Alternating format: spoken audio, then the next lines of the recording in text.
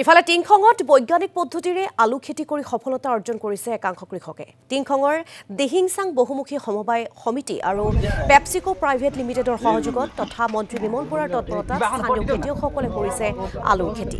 বৈজ্ঞানিক পদ্ধতিৰে প্ৰতি বিঘাত ৪৫ৰ পৰা ৪৭ কুইণ্টল আলু উৎপাদন কৰিবলৈ সক্ষম হৈছে স্থানীয় কৃষকসকল। বুঢ়ীদিহিং আৰু দিচাং নৈৰ দাঁতি কাষৰীয়া প্ৰায় ২৫০ বিঘা মাটিত আলু খেতি কৰাৰ লক্ষ্য কৃষকসকলৰ।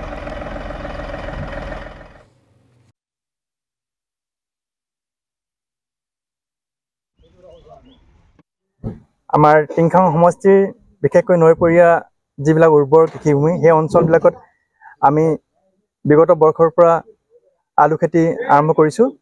এইবাৰ আমি ২৫০ বিঘা মাটিৰ আমি আলু খেতি আৰম্ভ কৰিছোঁ। এই ২৫০ বিঘা মাটিত আমি প্ৰায় ৬ লাখ কিলোগ্ৰাম আলু উৎপাদনৰ এটা লক্ষ্য আমি বান্ধি লৈছোঁ।